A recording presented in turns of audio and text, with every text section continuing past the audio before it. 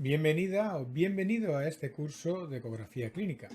En este tema vamos a abordar el diagnóstico de las consolidaciones pulmonares, sobre todo dirigido al diagnóstico de la neumonía.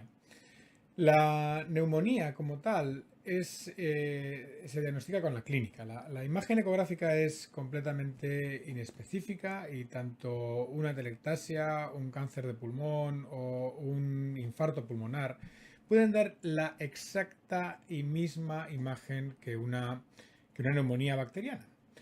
Hay otras cosas que generalmente no estamos muy acostumbrados a valorar en este tipo de patología, quizás porque el diagnóstico hasta ahora lo hacíamos con herramientas imprecisas y probablemente que no reflejaban la extensión de la enfermedad, como es la radiografía de tórax. Y realmente la neumonía habitualmente la vamos a ver de forma bilateral. La neumonía muchas veces se produce por la mala gestión o mala movilización de las secreciones respiratorias y esto ocurre en ambos pulmones, es decir, no es un proceso que pueda excluir el pulmón contralateral. En la radiografía de tórax, evidentemente, atisbamos las neumonías. Luego, no podemos aclarar si son bilaterales o unilaterales con tanta precisión como con la ecografía. La neumonía también ocurre por esta misma razón del acúmulo de secreciones o de la mala movilización en las bases del pulmón. Fundamentalmente la base del pulmón derecho. Es una zona que está muy bien irrigada, pero la ventilación es deficiente y eso puede hacer que las secreciones se acumulen ahí y las neumonías habitualmente nos las vamos a encontrar en la espalda del paciente. Esto ocurre y muchas veces los enfermos, o bien porque sean enfermos frágiles, o bien porque el enfermo esté afectado por el proceso neumónico, no tenemos una radiografía PA y lateral, sino que tenemos una radiografía en proyección anteroposterior y en decúbito. Y este lóbulo inferior, ambos lóbulos inferiores no están representados en esa proyección. Ocurre que la silueta hepática vela completamente esa zona y no lo podemos aclarar. Luego la ecografía tiene otra ventaja, como podéis observar, que es podemos ir allá donde la consolidación esté. Si es una zona que en la radiografía anteroposterior no se aprecia, podemos dar la vuelta, poner en decúbito lateral al paciente o incluso incorporarlo y con la sonda interrogar esas zonas basales del pulmón. La neumonía habitualmente tiene derrame pleural, es decir, la neumonía es un proceso inflamatorio y produce también una cierta pleuritis reactiva y puede haber una pequeña cantidad de derrame pleural. ¿Cómo podemos distinguir una neumonía de una atelectasia pasiva por un derrame? El secreto está en la proporción. Si nosotros vemos una consolidación grande y una cantidad pequeña de derrame, eso es presumiblemente una neumonía con un pequeño derrame metaneumónico. Sin embargo, si vemos un gran derrame pleural y una consolidación muy pequeña, eso es más plausible que se trate de una atelectasia y producido por un derrame pleural. Pero vuelvo a remitirme al punto anterior, lo más importante de esto, más allá de la imagen pulmonar, es la clínica del paciente. El paciente con neumonía tiene que tener fiebre, tos, expectoración, dolor torácico pleurítico de alguna medida. Es decir, los enfermos vulnerables y frágiles son menos proclives a manifestar este tipo de cosas, pero veríamos una reacción inflamatoria también en la bioquímica del paciente. Bien, y el último punto es que en la mayor parte de casos la neumonía contacta con la línea pleural en ecografía. Esta es la forma de ver la consolidación. Si no, no vamos a ser capaces de verla, como vamos a ver más adelante. Bien, ¿cómo se representa? ¿Cómo se presenta la neumonía? La neumonía de una forma esquemática sería un núcleo en el que están las bacterias y el pus sería, digamos, el núcleo de la consolidación y esto se rodea de un aro de inflamación, ¿vale? El aumento de la permeabilidad vascular y el hiperaflujo de sangre hacia la zona que está afectada por la neumonía produce una inflamación que lo vamos a ver como un síndrome intersticial. Bien. En función de cuál sea la distribución de esa consolidación, vamos a ver diferentes representaciones de la neumonía en ecografía clínica. Esto también es importante. La neumonía es una enfermedad que se puede representar de múltiples formas. No es exclusivamente la consolidación pulmonar la forma de verlo.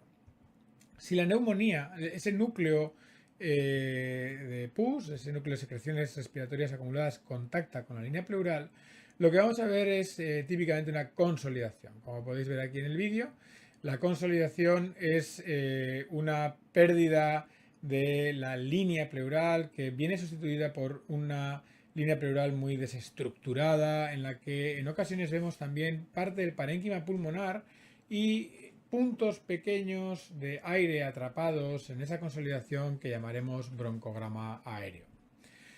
Bien, y si esa neumonía no tiene contacto el núcleo, sino ese halo de inflamación o de síndrome intersticial, lo que vamos a ver es efectivamente un síndrome intersticial. Y esto es un poco complejo porque el síndrome intersticial es, incluso puede ser normal encontrarlo en las bases pulmonares de un paciente que está encamado, que tiene pobre movilidad. Ese gradiente de ventilación-perfusión en el que las bases pulmonares están más perfundidas hace que en esa zona, bueno, pueda haber un poquito más de extravasación por presión hidrostática y se puede ver un cierto síndrome intersticial. ¿Cómo vamos a sospechar una neumonía? Cuando el síndrome intersticial sea unilateral, o sea, de una proporción muchísimo mayor en una zona del pulmón, en un paciente con un contexto clínico que lo favorezca. Nuevamente, fiebre, tos, disnea, dolor torácico pleurítico, expectoración, todo eso nos va a ayudar al encontrar un foco de síndrome intersticial a catalogarlo como una posible neumonía. Y esto es menos habitual realmente, ¿vale? Normalmente la neumonía tiene contacto con la consolidación de contacto con la pleura, pero también podemos encontrarnos una neumonía que esté ubicada en una zona del pulmón que no tenga relación con la línea pleural. Una neumonía en el centro anatómico del pulmón no la podríamos ver de ninguna forma. Es decir, veríamos líneas A, no habría un patrón completamente normal a nivel pulmonar. Y en este caso quizás haga falta otro tipo de valoración, como puede ser una prueba volumétrica, como un TAC. Puede producirse una cierta menor movilidad del deslizamiento pleural en estas zonas, pero es tan sutil que es algo que no creo que sea práctico que recordéis y en la práctica real no nos permite aclarar que haya una neumonía en esta localización. Bien, ¿qué es exactamente lo que vemos cuando hablamos de una consolidación? La consolidación parece una mella o una sustracción de la línea pleural, que os recuerdo que no es la pleura, sino que es la interfase entre pleuras, visceral y parietal, y aire en la zona más profunda. En esta imagen tendemos a pensar que es un desplazamiento de la línea pleural. Es decir, se puede hablar de desestructuración de la línea pleural, se puede hablar del signo de fractales, cuando hay una desestructuración y se socava esa línea pleural más en profundidad. Pero en definitiva, lo que vamos a ver es esto. Aquí tenemos representado un modo B de un corte, en este caso con una sonda lineal, que no debemos utilizar. Esto es una imagen muy evidente en un paciente pediátrico, pero en el paciente adulto vamos a utilizar una sonda convexa. Aquí quedaría representada la línea pleural. La línea pleural está en todo momento en contacto con la pared torácica. Es decir, el problema es que esa diferencia tan abrupta de densidades entre lo que es una densidad líquida de partes blandas, como puede ser la pared torácica o el pus, y el aire del pulmón ventilado, aquí se desplaza. Y se desplaza con este contorno. El contorno más superficial sigue siendo la línea pleural y ahí sigue estando la pleura. Luego, todas las consolidaciones son subpleurales. Es un error de terminología hablar de consolidaciones subpleurales cuando estas son realmente pequeñas. No puede haber una consolidación pulmonar en el espacio pleural. Eso es algo que no puede ocurrir. Entonces, todas las consolidaciones son subpleurales. Otra cosa es que la línea pleural la podemos distinguir. Si al lado de la pleura hay pus, está en contacto con el pus, no vamos a poder distinguirlo porque la densidad es muy parecida. Y en este caso, toda esta zona enmarcada en este perímetro rosa está ocupada por las bacterias, o más bien por el pus. Este aumento de densidad de una zona que debería de estar ocupada por aire nos permite ver el pulmón. Y en ocasiones podemos ver puntos muy hiperecogénicos que podemos ver en el interior de esta zona del pulmón y que corresponderían al broncograma aéreo. Aunque hay varios tipos de broncograma aéreo, el broncograma aéreo puede ser dinámico, estático, puede ser broncograma líquido. Realmente esto no es muy práctico a la hora de plantear el diagnóstico de la neumonía. Si bien es cierto que el broncograma aéreo dinámico, es decir, que esos puntos blancos que corresponden al aire atrapado en ese magma de secreciones o de pus se puedan mover y nosotros veamos cómo se mueven en la pantalla, tiene la traducción de que esa zona está ventilada.